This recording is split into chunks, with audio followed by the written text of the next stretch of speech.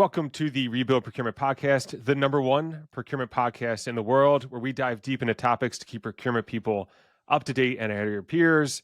Subscribe on YouTube. Whether or not you like this, you need to do it. On today's episode, Alan, I will let you tee this up. We have a special guest and we have a new kickoff of a special series. So the series is called How It's Sourced, all about popular products, items that you might buy, items you might touch every day, and how they are affected by the procurement industry and by procurement teams that put the supply chain together for it. And we have a special guest. We have Mike Brough from Starbucks, who's going to talk about that delicious, warm, hot beverage in the in front of you right now that hopefully you're consuming a lot of, so you can stay awake and ahead of your peers.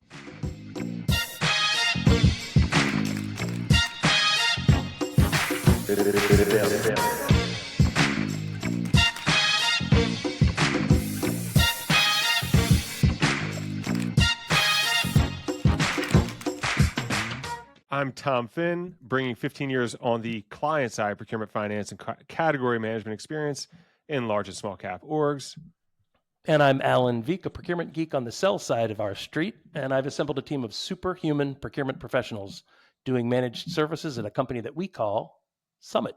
Let's get into it. All right. On today's episode, we've got not only a new episode, we've got a new guest.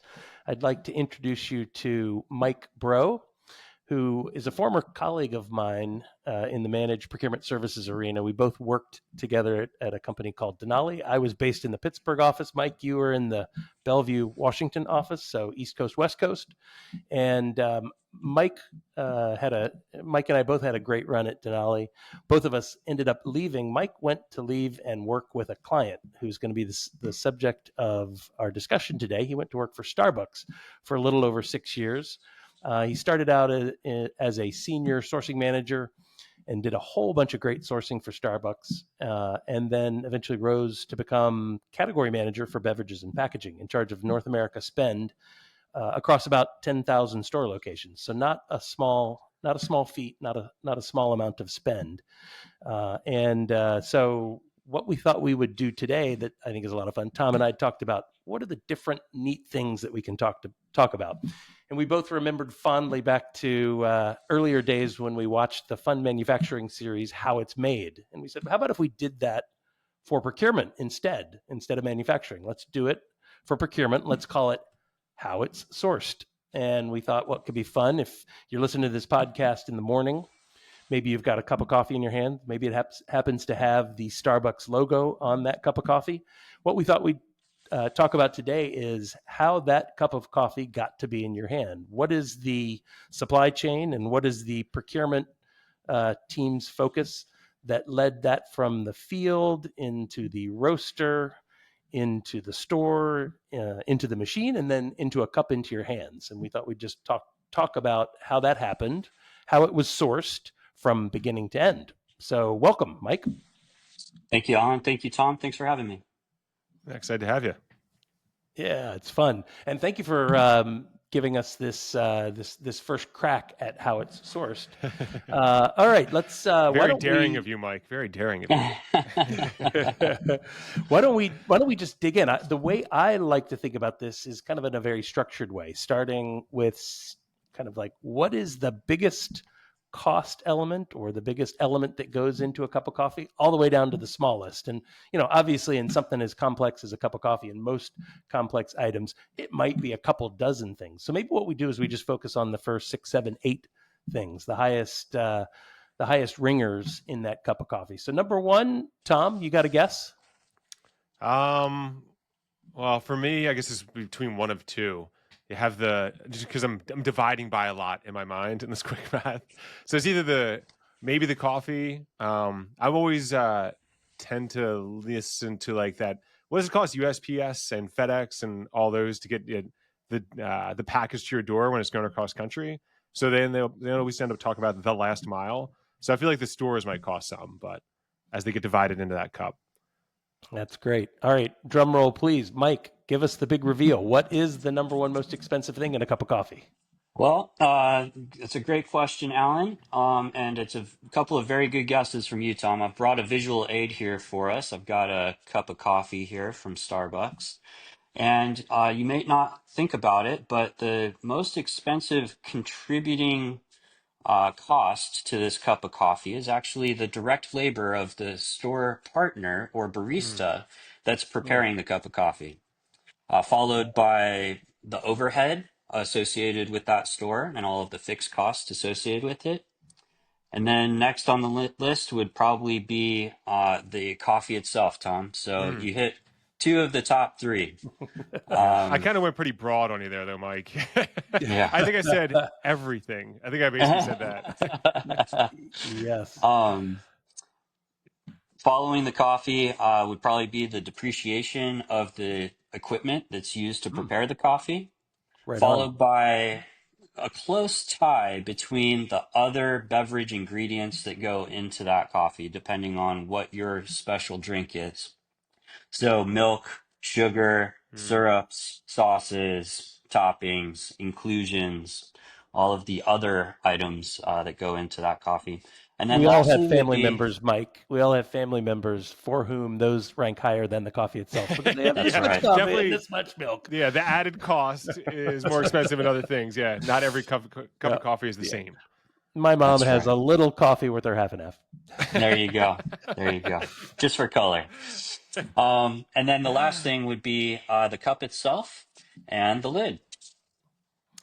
Wow, that's a great rundown. I love that, and I love the headliner. The number one cost. It's not a procurement problem; it's an HR problem, and it's not That's a right. problem; it's an opportunity. It is the labor that goes into it. I mean, we are a service based economy. This rings that bell. Maybe not too surprising because I think that cup of coffee you were holding up, it's probably relatively inexpensive. I don't know that we'll be revealing the costs of each of those levels that you outlined, but my guess is that finished product you're holding in your hand cost on the order of 10 cents, or maybe when you throw in labor, maybe it's 20 cents, maybe it's 30 cents, but it's not, there's good markup in that cup of coffee is the good news. Yep. Starbucks is a publicly traded company, Alan. You can find it in the annual report. The gross margin on this little guy here is about 80 to 90%. Boy, it's like software. It's awesome. It's good business to be in. It's a good business to be in. It's probably better than my other favorite business, which is running a bar. Sell liquor, good markup on liquor, but That's right. coffee maybe even better markup. That's great. Okay, so number Yeah, one just to is give the the numbers, labor. going a little public here. So, like you said, leaning on the numbers, the difference between revenue and cost of goods sold, which is gross profit margin, was 20, round up 25% in the most recent quarter. So that's actual Hmm. like the profit margin itself, which is different than the gross margin that Mike said. So that's basically like the money they take home, give it out to dividends afterwards, whatever it may be. But That's yeah, cool. that's cool. So after the HR opportunity, after labor, and then after store costs, it's an interesting question. The kind of the cost of the store, is that something your procurement team would help manage? Kind of the build out of a store, the bill of materials, the bricks, the mortar, all that sort of stuff. There are sourcing teams within Starbucks that work for a group called Store Development that focus on construction of new stores, renovation of existing stores. They work with our licensees for Starbucks locations that are not wholly owned by Starbucks. So something like a Starbucks inside of a Target or Hmm. inside of an Yep. airport or a grocery store to help those licensees build out their stores as well. That's cool. Yeah, that's we won't dig into this because I think we want to get right into the kind of like the stuff that people touch and feel. But we just did at Summit Procurement, we just did a second tier sourcing event for a retail client of ours that is doing a big store build out, building a bunch of stores across North America, and we help their general contractor source the materials that go into each facility. So don't know if Starbucks does anything like that, but that's a good example of the sort of leverage that procurement team could bring to that second biggest item that goes into that cup of coffee. Absolutely. Cool. All right, let's jump right in. Then beans. This is where it gets to be fun. Let's talk beans. Yeah, I brought a second visual aid for us here. And so when we're talking about sourcing our coffee at Starbucks, it's actually managed primarily through another entity that's based out of Geneva, Switzerland, called the Starbucks Coffee Trading Company. And That team goes around to our different farmers around the world in different growing regions and actually buys all of the beans. They're bought as either green beans or unroasted, and they are brought into 5 different roasting plants around the country here in the US, where they are roasted on site. Every bag of Starbucks coffee that you see inside the store and every bean that goes through an espresso machine inside of Starbucks was roasted somewhere in the United States.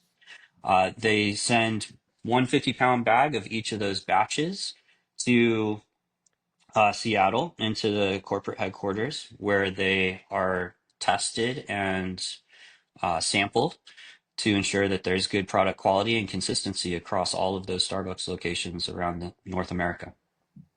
Yeah. Yeah. Very cool. Yeah. QA/QC is always something that's just interesting within a lot of organizations, just how it's handled. One of the most, I don't know, and this seems quite simplistic, but when you just go to a Starbucks, they do tend to feel like, okay, you're in your own space. All right, it's just on my corner close to my home, which I know is like the idea of the third place. But it is like the background machinery that goes into all this, of even like you're saying, the QA/QC pulling out 50 pounds to check it. It just shows as part of the system, like maybe the difference in quality or what you receive on the back end is kind of how the company's built and like the product you're receiving. I just find that QA/QC stuff probably overly interesting, but I think it's awesome. Yeah, well, it sounds like a job we'd all want to have, right? But maybe Yeah, not. yeah. Maybe like all jobs, it gets a little tiring. Yeah, I had to drink 50 cups of coffee again this morning. Yeah. They're very caffeinated individuals for sure. Yeah, like the Psalms, right? Like the Psalm of coffee there. That's right. Yeah. Going back even further, though, taking it back to the farm, as you mentioned in your intro, Alan, Starbucks actually has a set of guidelines and principles called the Cafe Practices Guidelines and Certification Process. And it's an acronym. It stands for Coffee and Farmer Equity Program. And it's open source. Anybody that has an interest can go back and look at what standards Starbucks has set forth. And this is a set of guidelines that focuses on the socioeconomic and environmental impact on the farms from purchases made by Starbucks. And it has things in it like we're going to ensure that our farmers aren't employing child labor or there's no forced labor on our farms, that we're providing good, clean water to the coffee trees that are used to grow our coffee around the world. And the farms have to qualify either annually or every 2 years through a third party audit to be able to provide coffee to Starbucks. Really Once cool. they pass this third party audit and are approved to start shipping coffee, then they are allotted a certain volume and a certain amount of time based on how much coffee that farm would be able to produce. And that helps improve our traceability. If you look on any bag of Starbucks coffee, you'll see a QR code here, and you can actually pull up exactly where that boy. coffee was grown, and you can trace it all the way through the supply chain. Starbucks has Wow. done a phenomenal job of investing in this program, and it's something that I think is demonstrative of their commitment to both ethical sourcing and traceability. I'm going to be the biggest geek in every Starbucks store I go into now. I'm going to be taking QR shots of all the coffee. Where did this come from? Yeah. Hey, look. Sure. I never take pictures of QR codes anymore unless I'm at a restaurant. You have to get to like the menu. But I think that's super cool, and I think it's always been like the right way to use a QR code. Yeah. Things like that. I think it's very cool. Yeah. Well, that's so now what you just described, Mike, what I heard at least was a ton of supplier management in essence. That's what we're talking about here. These farmers supply you the number 3 item in a cup of highest cost item in a cup of coffee. And that makes sense that you're going to really want to manage their quality. You want to manage kind of the specs that they make it to. And then that you're getting a good quality product. So this highlights kind of the importance of supplier management. As we get to the bottom of your list, you may not be able to as in depth the job of supplier management on the smaller items, but on these big items, these big ticket items, yeah, you got to be doing tight supplier management. Sounds like that's just what Starbucks does. I've actually got a surprise for you, Alan. We talked about all of those items that went into this cup of coffee, and while we don't engage in, the cafe practices certification for anything outside of coffee, we do have ethical sourcing standards. And every item that I mentioned that goes into this cup of coffee, down to even the lid and the cup, the supplier has been put through a third-party audit on ethical sourcing standards and guidelines and requirements for Starbucks. So much so that Starbucks procurement cannot even create a supplier record in our ERP without having a satisfactory audit result. Wow. Yeah. So what you're saying is you guys have pushed supplier management down deep into everything you do. That's laudable. That's fantastic. Most of the clients I've ever worked with have this supplier management goal as like a decade from now. We're gonna, we'll hire people to do this. We'll get the systems in place. We'll put the process in place to do this. Most are still just struggling on the sourcing and the contracts side. They haven't made it as deep as supplier management. So congratulations on that. That's cool. Thank you. For sure. Yeah, definitely. I think the takeaway there is there's the understanding of what's the most important to the company, and then from that you build out your strategic supplier list based upon that. And then for one of the most important things, and gross margin tends to support certain things along with like a good corporate soul. But yeah, to be able to bring that out through other, which they exist, Alan. They exist. I still believe they exist. Oh yeah. Yeah. That's the type of thing that seems to just be reflected here. Yeah, that's great. So, okay, so that's cool. I would also, Mike, like to ask anywhere as we're walking down this kind of component chain of everything that goes into a cup of coffee, I would love to get some sourcing nuggets or some stories of interesting things that you've done. So maybe focusing on this biggest piece, the coffee piece, the beans piece. Any big sourcing stories or other things that come to mind about the way that you guys buy this? Not necessarily on the coffee side of it, since most of that is procured through our team in Switzerland. But I do have a couple of stories for you about the other items that went into the cup. Cool. We've been working within Starbucks on our fluid dairy program, and we have now a dairy sustainability sourcing team who is going out and ensuring that essentially our ethical sourcing standards and something similar to cafe practice certification is happening around our dairy farms that we source from. Things like animal welfare and those same socioeconomic and environmental practices are best in class. I do have a neat little story about our sugar that goes into a Starbucks cup as well. Uh, Previously, all of our sugar was supplier sourced. And so we have tier one manufacturers and co-packers around the country that produce all of our syrups and sauces and other beverage ingredients that go into the cup. And before I came along, we were able to get sugar from any refinery that met specification, and it wasn't directed by Starbucks. And I started taking a look at some of our different bills of material for our different items, and through some data analysis, figured out that we were paying disparate dollar amounts for a pound of sugar from each of these second tier suppliers that were being sourced by our tier ones. And so I ran an RFQ on tier two sugar supply and was able to take out seven figures of cost. So I think that the moral of the story there is Hold on a that second, Mike. Seven figures. My brain's a little bit slow, but I think if I'm doing my math right, I know six figures, seven figures. We're talking about $10 million plus dollars. that's correct, sir. Yeah, Holy your mackerel! math holds up. Yeah. So Mike, talk us through though, like talk us through the idea, like origin, and then how you ended up coming to like where to focus, and then like walk us through that analysis. Because I think a lot of folks understand, okay, there's other suppliers that I could send it out to, but sometimes it's coming up with the idea and then figuring out how to position it. Could you walk us through like how you went through that? Yeah, absolutely, Tom. That's a great question. So Like I said, through data analysis, we kind of stumbled upon the opportunity. And then it was time to really go about educating ourselves on that secondary market of the sugar market. And so I've found throughout my career that one of the most valuable sources of information can be your salespeople within that industry. Whereas in procurement, we tend to have multiple categories that we're focused on, and our knowledge can go, a mile wide, but an inch deep.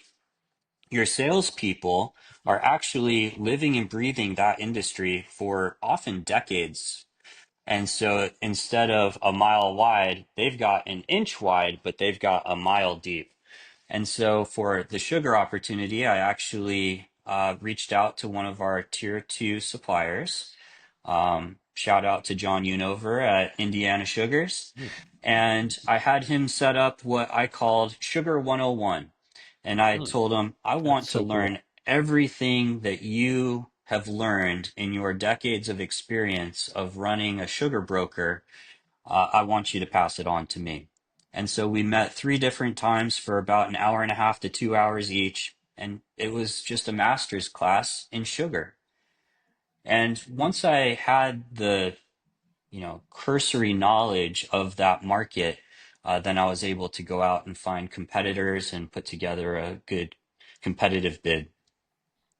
Wow. Yeah, we talked about this. I think it was just a couple weeks ago, Tom. We talked about the three key imperatives of category management.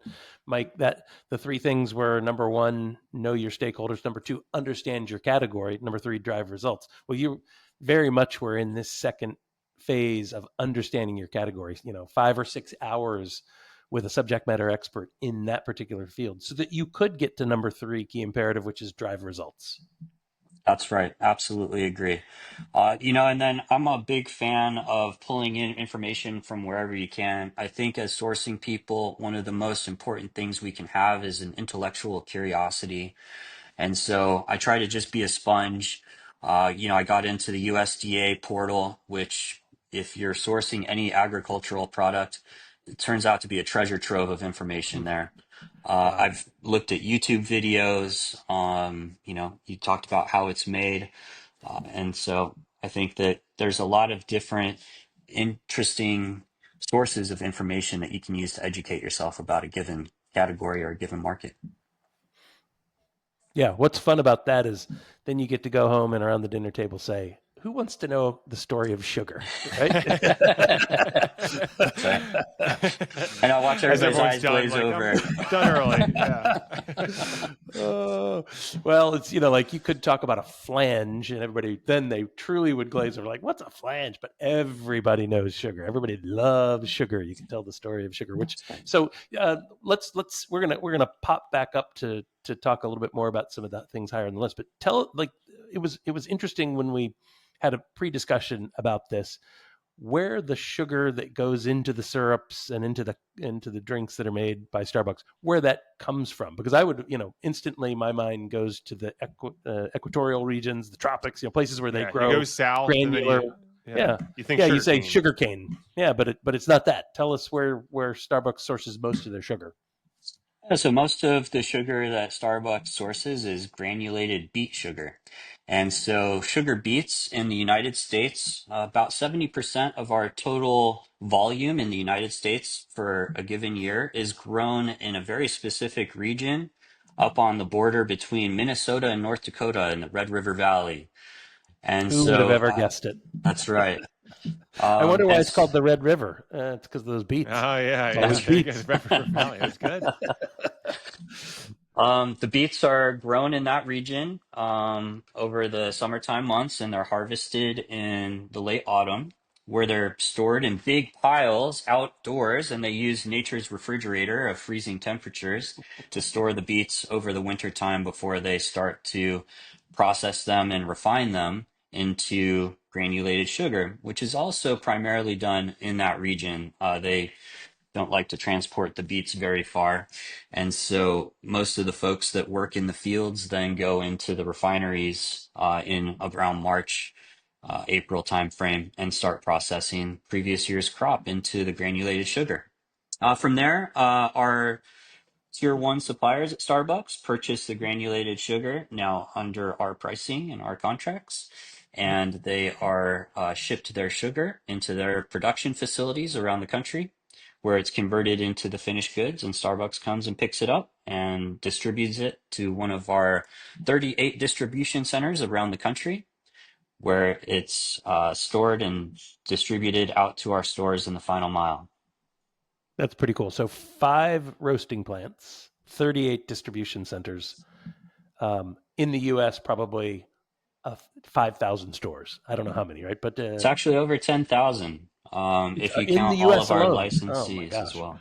I thought that might be Worldwide, globally. Yeah. no, globally it's closer to 30,000. Phew. That's amazing. That's quite a, you think about the logistical challenge of that kind of all the moving parts there. It's just, it's a true ballet. That's right. I think that Starbucks has also, from a procurement standpoint, done a nice job of deciding which of those many SKUs are most important and um, the items that we are going to focus on ensuring that we keep the tightest grip on visibility throughout the supply chain. So everything that we Mm. mentioned falls on that list. Whereas, Yep. something like a sugar packet or something that's a little bit more generic does not get the same level of care. But this is the primary revenue driver for Starbucks. And so everything that we talked about going into this cup of coffee has a pretty high level of care and multiple teams that look after ensuring continuity of supply. Amazing. All right. So back to this kind of number one thing that goes in the cup, the bean. Where do those come from? Yeah, they come from various coffee growing regions around the world. It looks like this one here came from Indonesia and Sumatra as a growing region. Other locations are Latin America. Starbucks actually owns our own coffee farm, Hacienda Alsace, down in Costa Rica, where Mm, small cool. batch coffees and specialty coffees that you can find in our roastery and reserves are grown and handheld all the way through that supply chain. And then lastly, we also source a lot of our coffees from Africa. So there's what they call the coffee belt between the two tropics of Cancer and Mm-hmm. Capricorn. And so Mm-hmm. almost all of our coffee comes from those regions. It's all 100% Arabica beans as well. That's a standard that Starbucks set early in its history and has never wavered on. And so we are sourcing the absolute highest quality coffee beans from around the world. Yeah, I saw just in prep for this 450,000 individual farms across sourcing regions. So a lot of which are small. 450,000 Wow. like small suppliers that deserves its own group. There's a lot happening in there. Yeah. And every And single one of those, Tom, has been through that cafe practices certification and audit process. Yeah, which that's is a wild. that's a big that's a big task to think about. And Mike, do you have any insight into how Switzerland is sourcing those? Are they are they asking for a price? Are they negotiating with those farmers? Are they negotiating with a co-op that represents multiple farmers? How does that all work? Any sense? It's all of the above, Alan. And so Okay. it's all situationally dependent. Starbucks also, through that cafe practices program, wants to ensure that there's farmers are learning about how to grow better coffee, if you will, Mm-hmm. to improve their yields. Supplier And that's development. not just because of Starbucks's, growth rate. And we're not saying like we want you to be able to grow more coffee so that we can consume more coffee at Starbucks. Instead, it's in an effort to help de-risk those farmers and to ensure that they're able to provide for their families, that they're able to have a diverse customer group so that, if there are variations and volatility within Starbucks demand, that those farmers are going to continue to drive a profitable business for themselves and their families. Yeah. Yeah. Your business is dependent upon those suppliers. So you want them to be That's as right. strong as they can possibly be. Only makes That's sense. right. That's right. That's great. Okay, so then after the bean, after the coffee itself, we get to these other ingredients. We talked a little bit about sugar. How about the dairy side? Yeah, Starbucks has set up in North America a ring strategy so that we are sourcing that fluid dairy from as close to the distribution center that it'll ultimately go into as possible. And so we have various dairy co-ops and organizations that we buy from around the country. That's really neat. So, and obviously that makes sense. A very highly perishable good. Not to say that beans are not and sugar is not, but certainly the fluid dairy, very perishable. So you got to be close to the suppliers themselves. That's right. That's great. Any gallon of milk that you see inside of a Starbucks is less than 2 weeks old. Yep. Okay, that makes sense. All right, now next up in the pecking order, we get to the cup and the lid. How about any fun, good stories to relate on those items? Yeah, the cup is something for our hot cups and our cold cups both is something that we're very proud of. Some recent accomplishments at Starbucks. About a year ago, we started to roll out a new paperboard standard. All of our cups and lids are produced by a third party here in the United States. And Starbucks has a very tight and specific specification on what is used in our cups and our lids. And about a year ago, we went through a couple of sustainability led projects in sourcing to change our paperboard and our resin specifications. So these paper cups that you get your hot beverages in, uh, as of a year ago, now have 30% post-consumer fiber, which was an increase of 20% from what the previous standard was. So more post-consumer fiber, more recycled content in the cup. We also changed the thickness of the paperboard to make it a little bit thinner so that we're using less material in each of those cups. And then finally, we determined that it was important to Starbucks that absolutely every last piece of paper is from a sustainable source and that it's what's called FSC certified forestry sustainability certifications. So those three things were a big change for Starbucks and something that led not only to cost savings, but a positive environmental impact, as well as giving our baristas and partners inside the stores a sense of pride that they were doing something that was helping the environment rather than hurting it. Yeah, I think those are always just as companies grow and you get better at certain things, the continuous improvement side of things. You don't necessarily think of, all right, I mean Starbucks does in this case, but like how can I improve my cup? How can I improve the lid? How can I improve these different things? That's something that culturally that needs to be built into folks. And then output of if it's 30% less paper or 30% less product, that's 30% less that's going into a landfill at the end of the day. And there's a lot of disposable cups that roll through Starbucks, so definitely helps reduce that footprint. That's right, Tom. Yeah, and I love it when conservation meets kind of procurement as well, because Sure. it's good dollars and cents to do some engineering like that. This is a good example where procurement not only has to work with suppliers, but you've got to work with the engineers, the people who drive the specifications within the business itself to come up with demand reduction, change specifications so that you can do this continuous improvement that Tom talked about throughout the entire chain. So that's a really, really interesting story. You're absolutely right, Alan. When I first moved over to the packaging team from the store equipment team in sourcing, I very incorrectly assumed that this was going to be a lot easier to source and manage the specifications on. It turns out that I was exactly wrong. There is a ton of incredibly smart people that engineered the absolute heck out of this thing. Yep. And so everything from lid fit, this is called the rim roll. That has to be to a certain specification. The way That that you snap print, sound, right? The like that's That's right. click, right. right? The old iPhone box Can't have a click. weak Yeah. click. Got to have a strong No, click. That's it. they test, tipping. They test seepage along the seam for the Uh-huh. glue.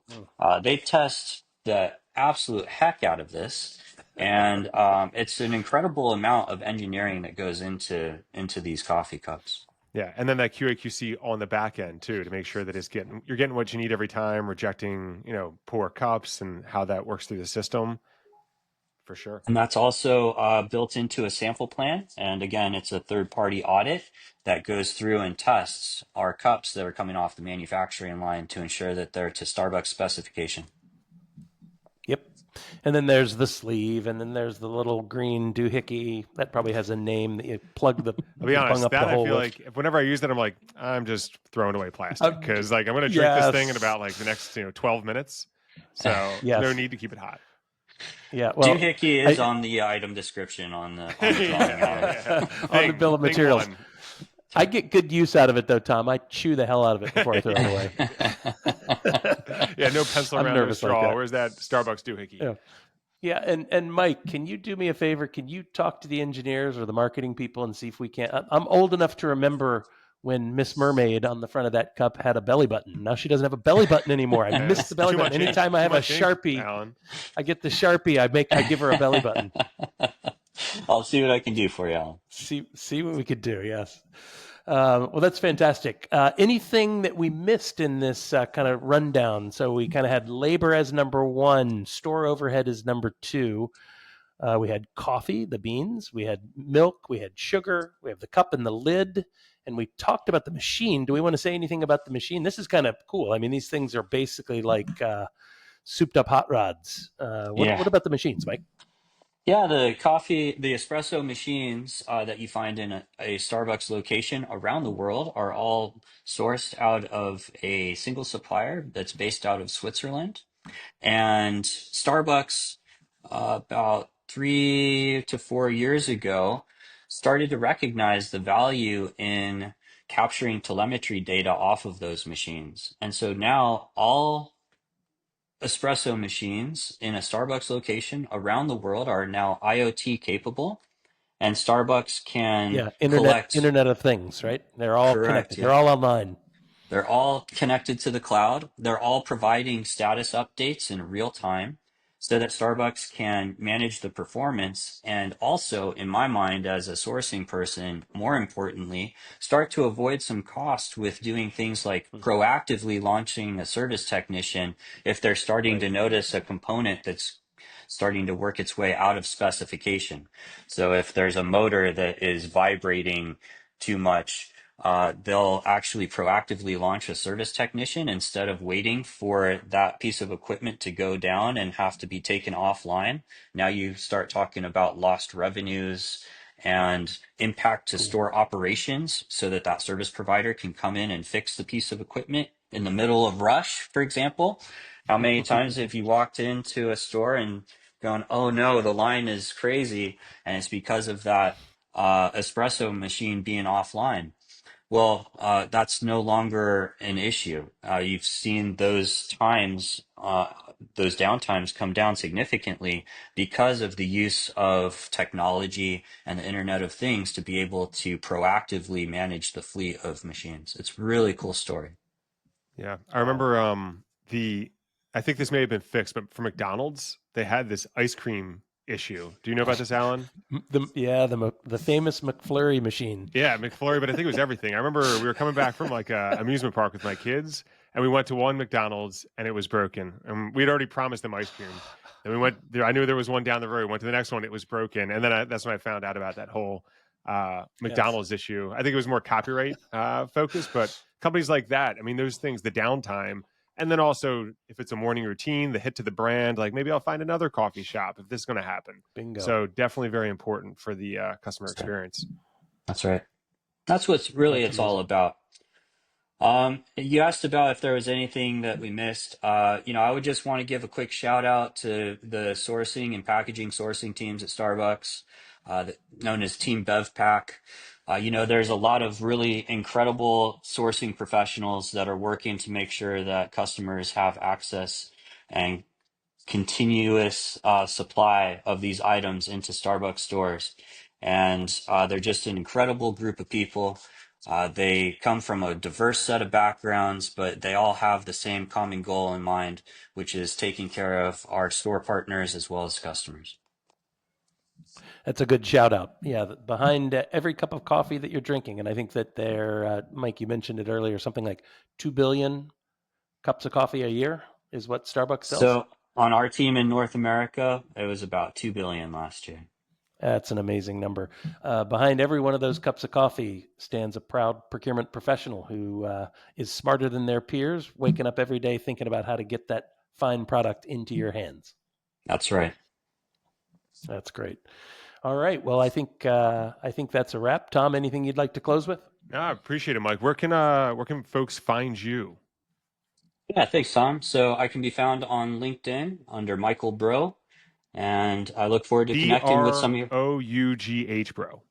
That's Right. right, Brough, and pronounced like "What's up, bro?" And so, Every thank you guys SoCal's for best having friend, me. right? That's right. That's right. Thank you guys That's for fan- having me, and I look forward to connecting with some of your listeners. Yeah, that's great. It's been a pleasure having you. So, on behalf of your humble hosts here at the Rebuild Procurement Podcast, we are Tom Finn, the guy who puts the fin in finance, and your OG of procurement, Alan Veek, hoping you will make this a powerful and productive week in procurement. Bye-bye. Bye-bye.